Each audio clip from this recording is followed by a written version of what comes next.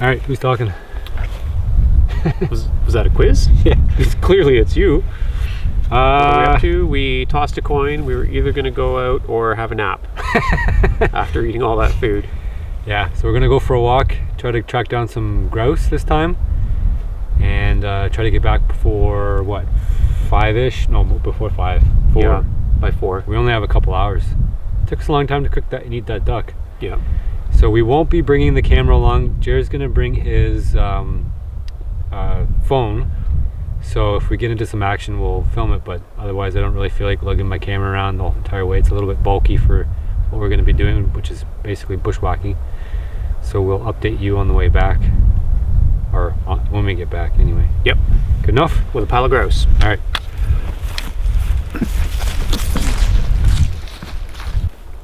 So we did not get a bird. This is the roadkill bird. We saw maybe one, maybe two. Maybe the same one. 2 ducks. Yeah. And they didn't really give us a shot. They just, one kept running, and then we walked around a long way. We did 3 hours total, hour and a half there and an hour and a half back, and that's all we saw. So the one, maybe two, unless it was the different one. Might have been the same, might have been different. Yeah, might have been the same one. What else did you get? Pick some mushrooms.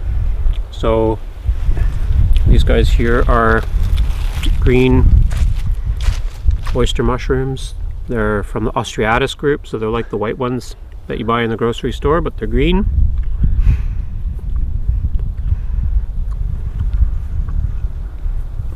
And these are the horn of plenty mushroom, Trompe de Mal, or Craterellus cornucopoides. I featured these on my channel not too far back. Did you smell them yet? No. Oh, they do smell really good. Kind of fruity. Yeah. The inside. The outside doesn't smell like anything. No. Couple good finds. You got a slug on there too. Nice. It's extra. Protein.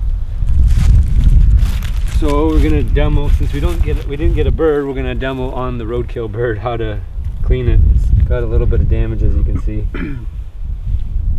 It's not in bad shape. It'll be fine. I think so. So the fastest way to clean a grouse, this is not how I normally do it, but how we'll do it on this one because it's a little bit beat up, is you step on the wings and then just pull slowly and firmly on the legs, and what that does is pulls all the body away from the wings and the breast meat. So from there, you just make sure that you pull the crop off. If you want, you can open that up and find out what this bird's been eating. There's a nice bit of fat right by the keel here. That's pretty good. And then you can kind of peel the wing skin back, do that up close from the body, and you can either separate it at the joint, which usually works pretty good, and then cut between the bone joints, or I guess I could do it differently on the other side. Peel the wing feathers back, or the skin back a little bit, and you can actually just, well, this one broke at the joint too. Sometimes you can just snap the wing bone. It's not really preferred, and I also have definitely cut my finger on a broken wing bone before, which was not cool. It was the opposite of cool. And then you're left with a mostly ready to cook bird. You just pull all the loose feathers off. This one's going to get a rinse because it's got some shoulder gravel on it. Ready to go. That's the breast. And do you keep the legs? Yeah. I've kept the legs before. There's not a lot of meat on the leg. Yeah, by law you have to keep the legs. So if you get stopped by a conservation officer and you've got all breasts and no legs, there's a joke to be made there. But they'll ask you what you did with the rest of the meat. And so what I do is peel the skin off of the leg. You can find where it's attached at the hip. You can loosen that joint and then basically, whoops, cut it off. The lower part of the leg has meat, but it also has long little thin bones that are like needles. But what I usually do is where the meat ends, am I close enough here?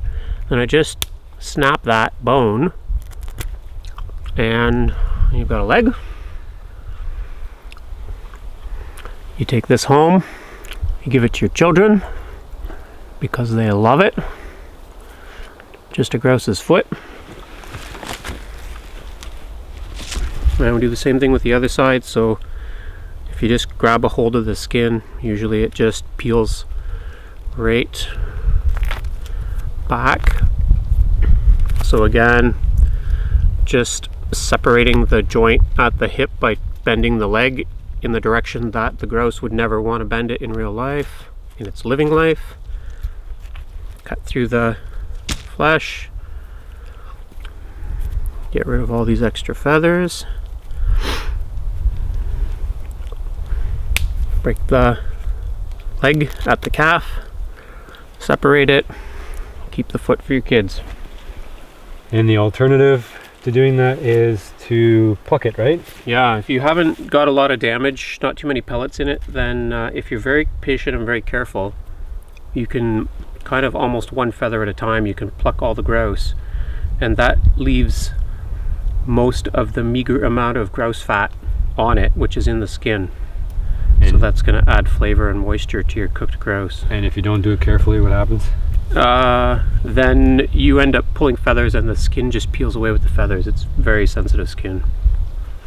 Does boiling it have boil water and dip it, or I've never dipped. Not necessary. I don't know. But with a duck, I've seen people do it with ducks, but I've only ever dry plucked them. Yeah, and we'll try that. We'll dry pluck some a little bit later because we're gonna head out to try to get some ducks and geese, and we'll have probably some downtime in the canoe so we can work away at plucking them, because you say it takes about 20 minutes or so. We'll de-down them in our downtime. Yeah. Edit that out. And yeah, so 3 hours of walking for nothing. No return on our investment there. I don't consider that nothing. Well, by the way, calorie as a wise, mushroom enjoyer, calorie wise, we're still okay. Yeah, nice walk. Lots of deer sign. A lot more deer sign than anything else. and moose. And moose. Yeah, And we probably pushed a few around too. scrapes and rubs and trails and tracks and Yeah. whole works. So Jerry might come back and shoot a deer. Maybe. Try. Yep. All right. That's a wrap. Yep. It wasn't our intention to count calories on this trip or to weigh in and weigh out to verify that we met our energy requirements from wild foods, as it was on the Wilderness Living Challenge. 2 days is far too short to measure fluctuations in body weight. However, a weekend eating wild is plenty of time to showcase a diverse collection of food, what we call seasonal abundance. A common issue we suffered throughout the Wilderness Living Challenge was specifically due to our foray into nature from scratch, with no prior food reserves. While not a totally unique situation in history, such as during a famine and before humans devised methods of curing and storing foods, it was, nonetheless, a difficult way to start living off the land. What we saw, ate, and collected during our 1 week stint was only a snapshot of wild food availability. 1 week in the wild could offer a handful of wild edibles, but could not offer a buffet. Since partaking the Wilderness Living Challenge, we focus on locating, storing, and preserving foods which are broadly available. This is the subject of our current weekend. We managed to collect venison, black walnuts, pine nuts, maple candy, apples, chokecherries, acorn flour, bear fat, leeks, blueberries, and mushrooms. From there, we could add game that was currently in season, including waterfowl such as ducks and goose, as well as grouse. Small game species are also available in the fall, including squirrel and rabbit.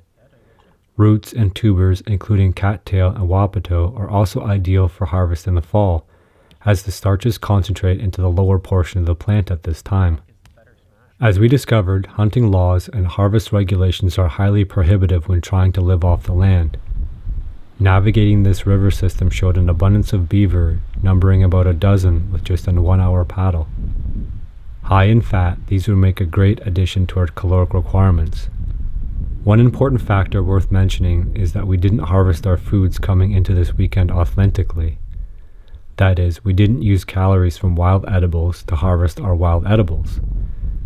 Rather, we invested or used foods from modern sources to build up a surplus of food which could be consumed on this trip. This fact cannot be understated. The reality is that to live off the land long term requires the reinvestment of wild food into collecting wild food. We still must wonder if this is achievable, and if so, what it might look like. What our previous adventures have shown is that we need to be more calculating in how we look at wild foods. Not only do we need to find a greater abundance of food, but also food having the correct qualities. High on the list of priorities is fat. Bear fat and fat from our duck harvest was easily recooked and added to our next meal to provide enough calories to sustain our requirements. As we found in the Wilderness Living Challenge, lean protein, no matter the quantity, is not enough to sustain a needy metabolism. And after enough empty meals, and no matter how hungry, the body begins to reject the volume of meat as unsatisfying. Fat is one sure necessity that one must consider as vital when living off the land, and consideration must be made for its acquisition. Second to this is carbohydrate. We know that starches are available to us. In our area, cattail and wapato offer sources of sugar. Apples, when available, also present sugars, as do many berries. Maple sugar from sap is a highly sought out commodity, since once the water is boiled off, it stores well. However, sugars such as maple, as well as those from cattail, are quite labor intensive to collect and process. Further experimentation is in order to verify the viability of harvesting and storing starches. What we understand thus far from eating wild and consuming wild edibles is that just because they are available does not mean that they are economical, nutritious, or even palatable. Popular knowledge often tout wild edibles as potentially life-saving in a survival situation. However, our experience with wild foods tell us that they can often represent the exact opposite. In other words, rather than giving life, wild edibles can often be so expensive to procure and prepare that they can, instead, do the exact opposite to what they are intended to do and actually take life away. This is an interesting, albeit contrarian view, one which is far too stark for most survival sources to mention.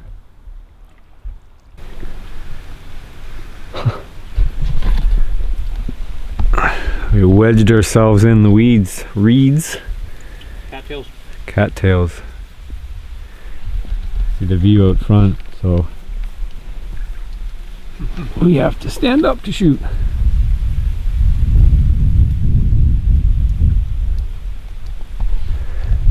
Hope we don't spook as many away. And we're here nice and early. We scared out, what, 5 coming in? 2 on the river, 5 here. Yeah. No geese. No beavers. No beavers. Be nice to get a goose, I think. Yep. I haven't tried a goose yet. Double shot. Double shot. Try to get one on film if it gets busy enough. Yeah. But one guy filming, one guy shooting. Maybe. Put it on the tripod, but it might knock over. Pretty sturdy in here though. It is. Almost on bottom.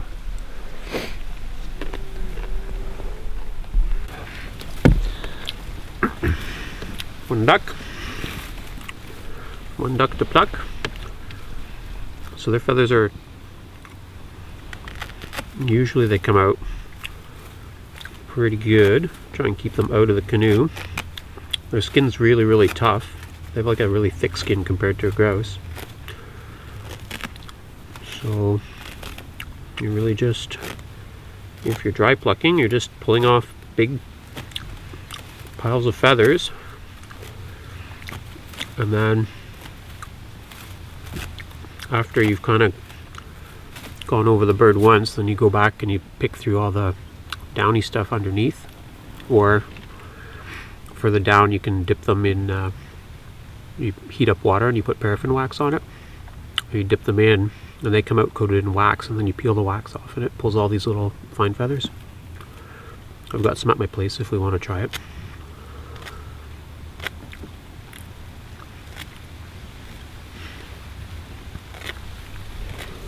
That's it? Cut the wings off? Cut the wings off, cut the legs off, cut the head off. Save the beak for your kid. And then that's it. Oh yeah, pulling the guts out. I guess there's a bit more to it.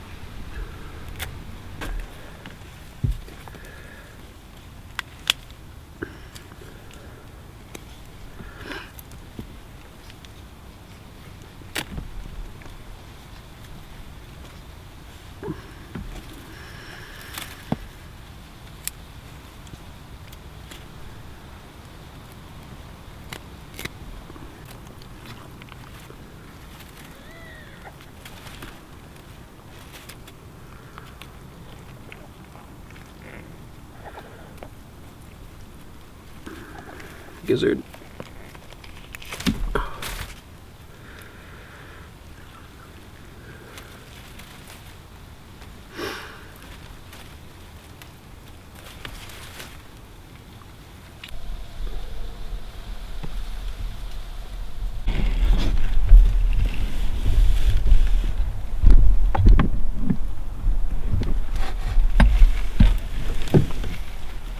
Okay.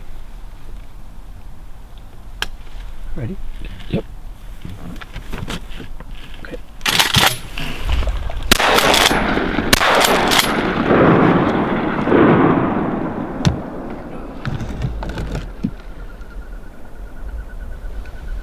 I injured one. Yeah. We'll have to go get it.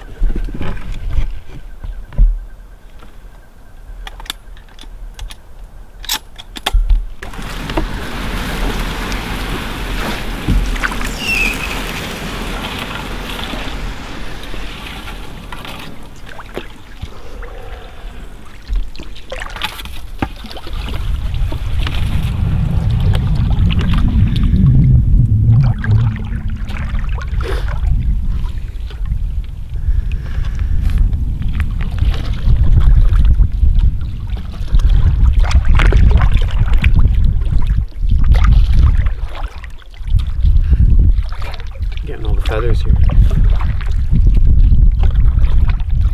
Okay, so I might need you. You might be on call to shoot this duck when it pops up out of the water, because I just dove, I think.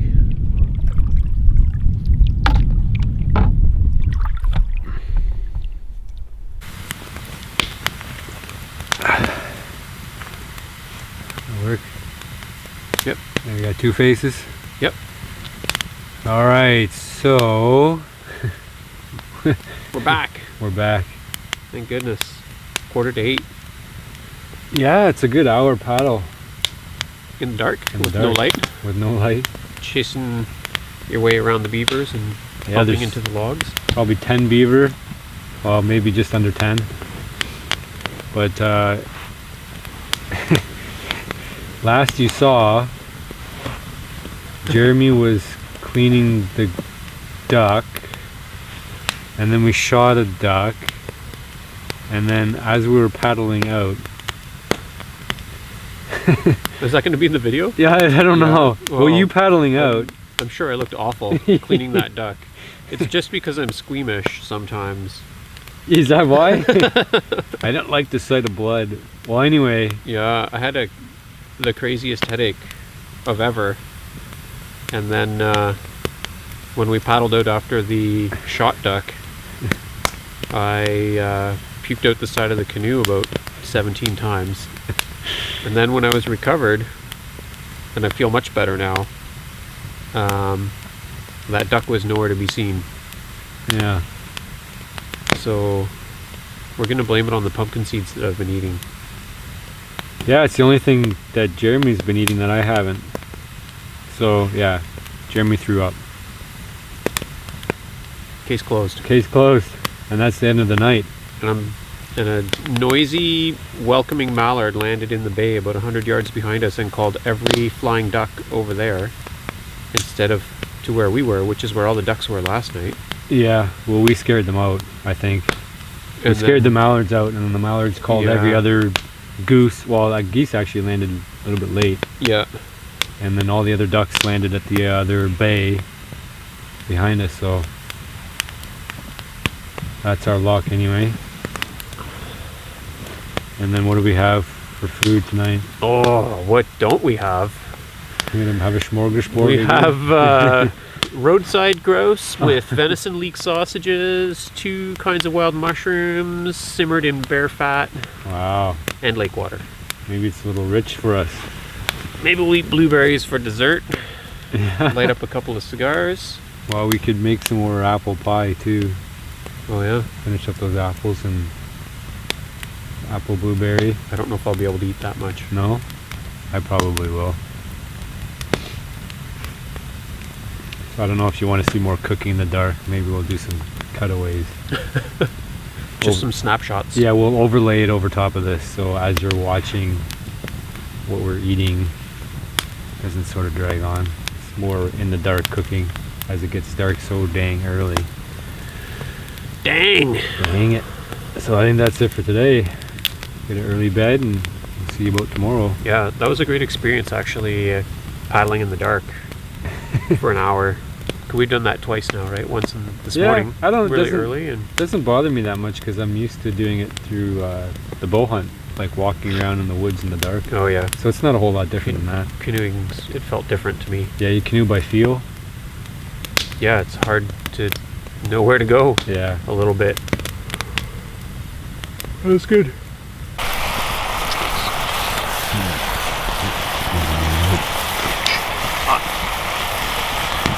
Sausages. Goats. Mushrooms. Yep. Water, a little bit of bear fat. Just want to get the sausages are all attached together, so I need to get them down in the bottom. So we'll see a bit.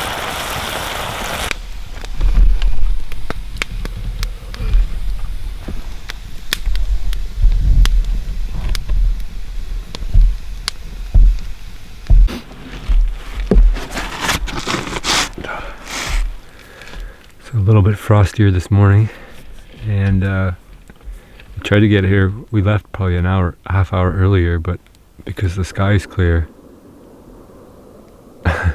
somebody's shooting over there. All the geese we scared over.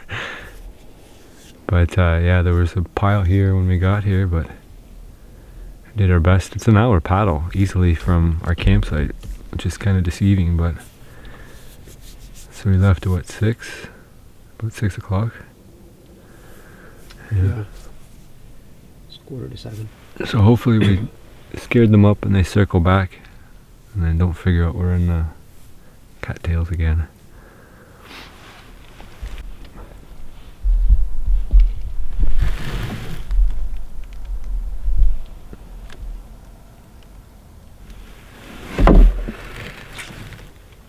You gonna puke today? No. 100% back? Yeah. Yeah. 100%.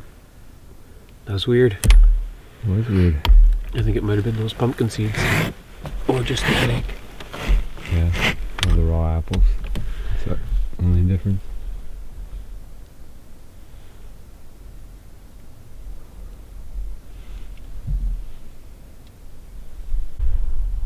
These colors, eh? It's not very colorful, but the patterning's really nice. Those geese might start moving, eh? Should.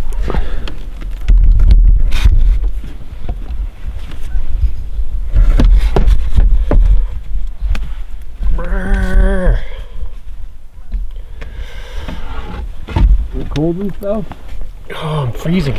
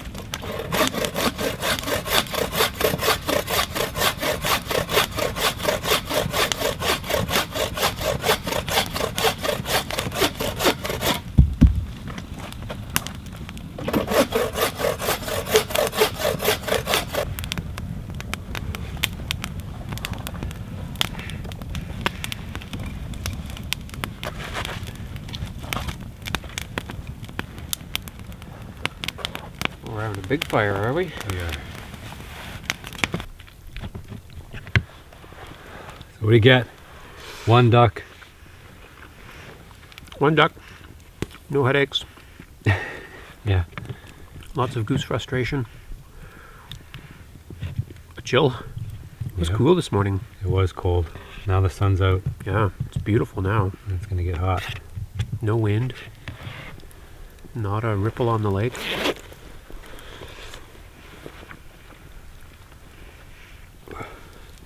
We got venison for breakfast.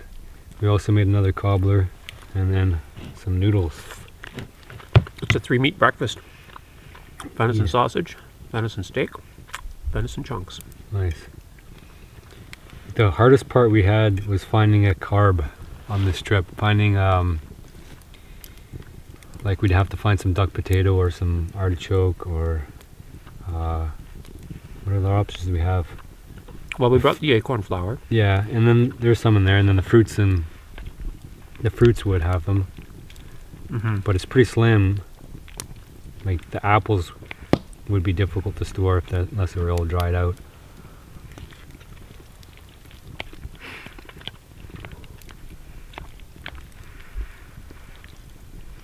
It was a good trip. We just needed a little bit more action. Grouse wouldn't be bad. A couple more birds, but we did pretty good. We still have this afternoon too. Yeah, I think we fed ourselves, generally speaking, with the stuff we were able to bring. Obviously, we didn't use too many modern things except for the noodle. Okay, so where we left off before Jeremy started puking all over the place. So yeah, continuation of the duck. What we did, we breasted, pulled it all out, and most of the down, right?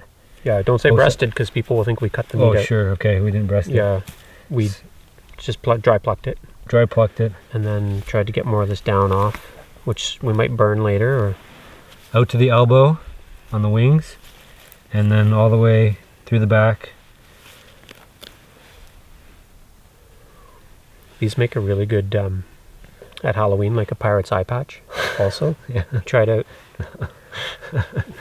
Or if you cut little holes in them, you can make a pair of glasses. Yeah. Yeah, For in the winter, right? yeah. For snow blindness, Yeah. you just I don't know if you want them like. You got to stretch them flat, and then you cut that little slit in them, right? But one on each side. You bushcraft them together, so you have a. Yeah.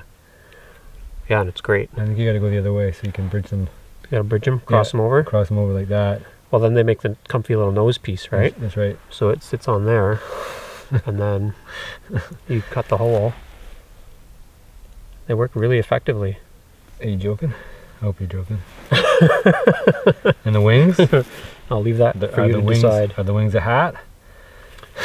Well, that's what you know when you're like tired of going up and down hills, you glide downhill if you have the wings. Yeah. Put them in your hand. Yeah. They make a good like people historically used a wing as a little broom or a feather duster, right? Yep. You know, it can be used for turkey hunting. If you want to imitate the fly down of a turkey, Oh, you can. you can. Yeah, exactly. Oh, But you little bit wouldn't small. yeah, you wouldn't use a duck feather for it. You'd use a turkey feather, but Turkey wing? turkey wing. Yeah, because they do make a really typical sound when they fly out of the tree and land. Yeah. And so if you want to encourage them to come out of their roost and fly your way, it's pretty effective. So you're just cutting it off with the knuckle. Yep. Right at the elbow joint, knee joint. I guess that's the foot joint at the bottom. Yeah. This is an elbow, I believe. Save those for somebody. My mom wants one. So the vent, what I always think about is that cloaca is sitting on top of the tailbone, close to it. So I try and slice just behind it a little bit. So just cut along by the tailbone. See that there? Just along there, and then I don't know, I always find like the bottom of the sternum and cut just through the skin, and there's a little bit of muscle there too, but you don't want to cut through the guts, right? And then beside the cloaca, and then you want to cut the cloaca out on the other side as well. So now the cloaca is kind of free from the rest of the body. So when you reach in and you grab the gizzard, which is just the biggest thing in there, and it's pretty firmly attached to most of the organs.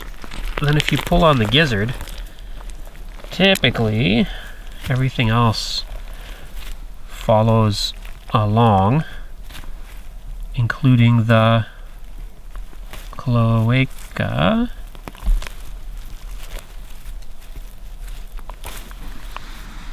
Oops, there's some internal pieces.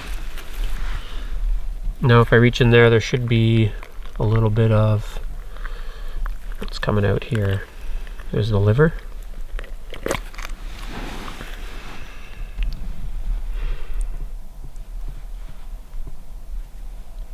Have you eaten grouse liver before?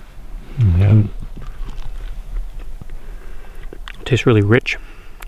Awesome. No thanks. You sure? I'll pass. It's good. Oh, very good. If you cooked it, I would eat it. Well, we can. It's been out for a while. Well, it's been in. It's been in for a while. All right. Heart. What's it doing? Heart and stuff. Trying to leave that in there.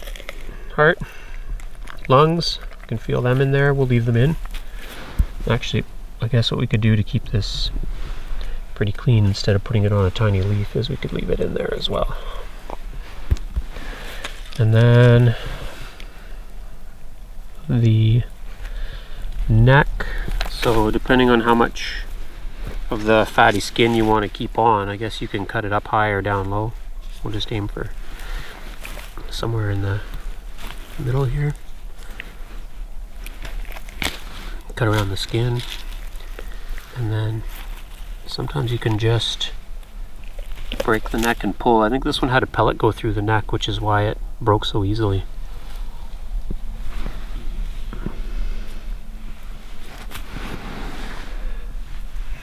There's your bird. And then for cooking, all we did was you just added a little bear fat, and that was it. Covered. Yeah, and cooked. there was some mushrooms, so that added a little bit of moisture in there too, but like it's got a lot of fat in the skin, so I find it stays pretty moist like that. Yeah, and it was good. Yeah, pressed down in the casserole cast iron, the Dutch oven. It was super good. Yeah.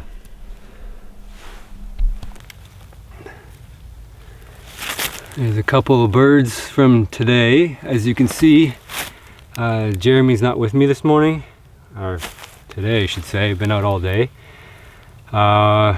We didn't really finish off our little adventure, but we decided partway through that we would come back for a grouse hunt near his house. So we spent the rest of the afternoon looking for grouse. I managed to get one, didn't get much of the action on film, but Jeremy did catch one of the shots I made, and so we ended up getting, I think, the one grouse last night, and we went back to his place and finished off. We ate 2 more of our ducks, and of course some more cobbler, which was great. Not get tired of that. So overall, it was a pretty good adventure. We had quite a bit of success. My goal was to shoot 1 grouse. I managed to get 3. I got some more experience with my gun. I don't use my gun well. This is actually only the second time I've shot it. I've owned it for a long time, and it never struck me to go out and use the gun that much. I did a lot of bow hunting, and so it was good to be able to get back out and use the gun and get some more experience with that. And it was also fun to go out and do something along the lines of living from the wilderness living, extension of the challenge, and to come out in a different season to see what kinds of foods were available. We also got to collect a lot of edibles that came into season as things progressed through August. So we got to play around with the acorn, flower, the black walnuts, apples, and leeks we got to consume, as well as mushrooms. So those were all great additions to living and eating from the wild. And then, of course, the seasons change and the laws change, so we're able to go out and get grouse and duck and geese, and deer's open today. I just spoke to someone who's out going to try to get a deer tonight. Moose just closed, but that's also available. So there's a whole variety of different things, and really lost track of the number of beaver we saw on the trip. Paddling in and out on that river system, I think we probably got 10 tail slaps each time paddling in and out in the dark. So there's that whole other, you can go out and eat and collect beaver and eat beaver and all that sort of thing.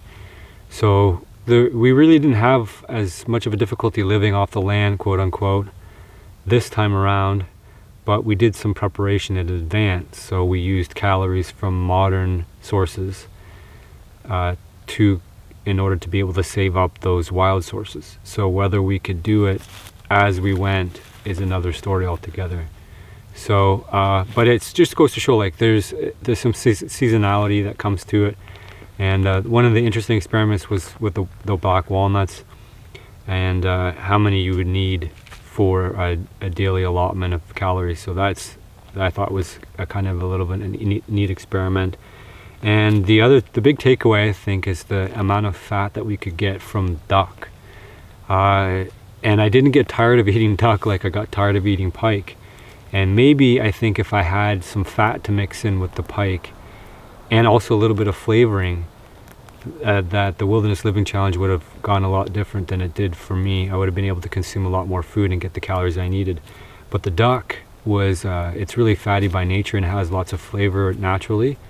And by dry plucking them and keeping the skin on, it was a great way to get tons and tons of calories. So even eating 2 ducks a day, plus our gigantic amounts of cobbler that we ate, at least double portion of dessert with the sugars and the carbohydrates that come with it, really rounded things off. And doing that twice a day was plenty.